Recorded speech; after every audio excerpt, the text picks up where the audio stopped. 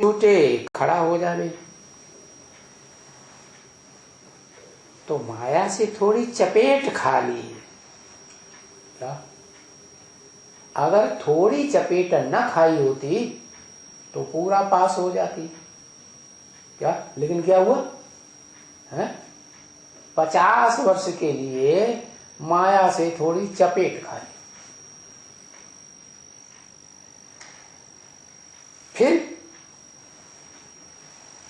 फिर ये ज्ञान की संजीवनी बूटी,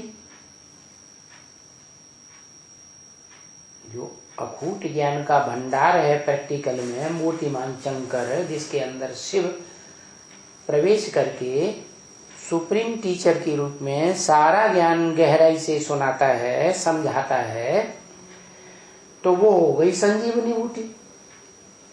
शास्त्रों में दिखाया। कहां से मिलती है? सागर के गड्ढे में से मिलती है या पहाड़ की ऊंची ऊंची स्टेज से मिलती है? आत्मा की जो ऊंची स्टेज है, वो आत्मा जब ऊंची स्टेज में उड़ती है परम धाम की ओर आत्मिक स्थिति में, तो वो संजीवनी बूटी मिलती है। क्या कहते हैं? संजीवनी बूटी कौन लाया है?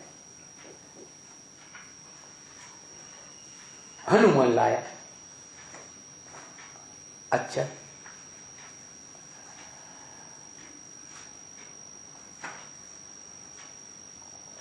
हनुमान का मतलब ये जिसने मान मर्तबे के ऊपर हनन कर लिया हो।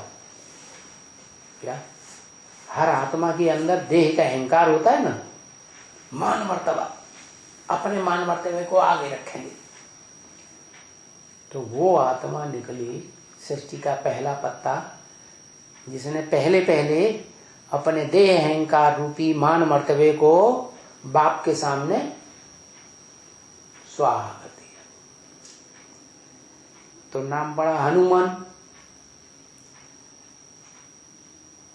वो हनुमान वाली आत्मा ही वास्तव में जिसने अपने मान मर्तबे का हनन कर दिया, देह अहंकार को त्याग दिया, वो आत्मा ही स्वभाव संस्कार से किसके साथ मिलकर एक हो जाती है?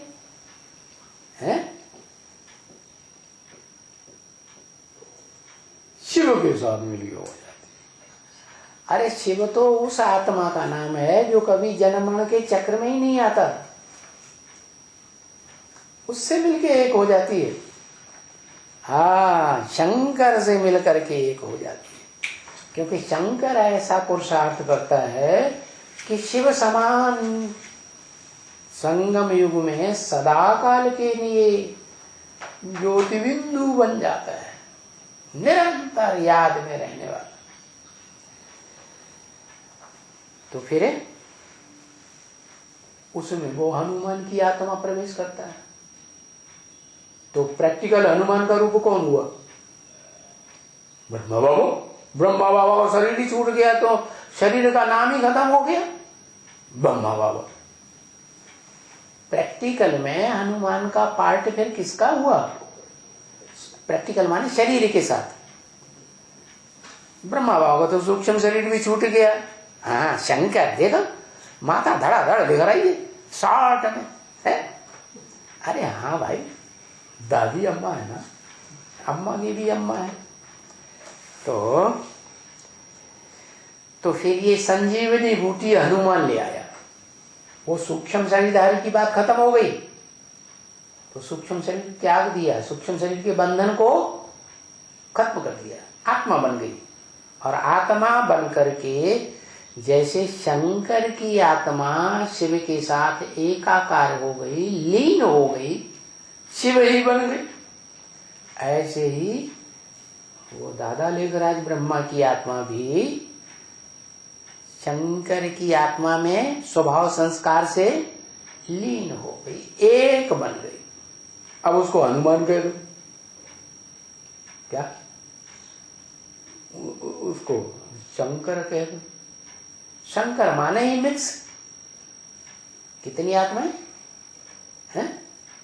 तीन आत्माएं भी मिक्स होती हैं, वो तब तक मिक्स होती हैं तीन, उसमें खास शिव की आत्मा जब तक सृष्टि का जो पहला पत्ता वाली आत्मा है, कृष्ण वाली आत्मा दादा लेखराज की, वो उसकी पढ़ाई पूरी हो जाए, उसकी पढ़ाई पूरी होती है और शिव का काम खत्म। शिव अपने वानप्रस्थी होकर के वानप्रस्थी स्टेज में चले जाते हैं। जैसे जो वानप्रस्थी हो जाते हैं ना, सन्यासी नहीं हो जाते हैं, सन्यास तो बाद में आता है, चौथी अवस्था, लेकिन तीसरी अवस्था है वानप्रस्थी। वाणी चलाना, क्या वाणी चलाना बंद। वाण माने वाणी, प्र माने प्रकृष्ट है, स्थ माने स्थित होना। वाणी से परे की स्टेज में स्थित हो जाते हैं। तो माना उस समय तक जो जगत पिता की आत्मा है वो परम धाम को उतार लेती है सृष्टि पर। तो शिव रहते तो हैं, क्या शिव का पार्ट है तो बाद में भी, लेकिन बोलते नहीं। भाषणबाजी करना, टीचर के रूप में भाषणबाजी खत्म। फिर तो सदगुरु का रूप रह जाता है साकार। सदगुरु तो दलाल होता है, साकार होता है, वो तो जगत पिता हुआ वो।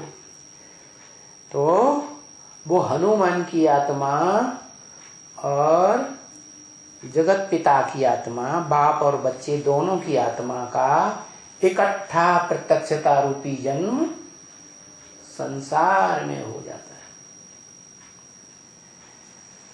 तो दोनों आत्माएं मिलकर के कार्य करेंगी सृष्टि में, तो तेजी से काम करेंगी कि धीमे धीमे काम होगा? है, तेजी से कार्य होता है। तो कहते हैं संजीवनी बूटी लाया, तो प्रैक्टिकल में शरीर धारण करने वाला जो दादा लेखराज ब्रह्मा और सतयुगी कृष्ण की आत्मा है, वो शंकर के शरीर में मिक्स होके एक जैसे स्वभाव संस्कार का होने के बाद ऊंची स्टेज में जाता है। क्या? परमधामी निराकारी स्टेज में। और संजीवनी बूटी, क्या संजीवनी बूटी? जो ज्ञान की गहराइयां हैं, है? क्या? अकूट ज्ञान का भंडार की गहराई वो आत्मा भी प्राप्त करती है, उसे कहते हैं संजीवनी बूटी। वो संजीवनी बूटी जिसको पिलाई जाती है उसको माया की बेहोशी खत्म हो जाती है, तो उसे संजीवनी बूटी कहते हैं। कहते हैं ना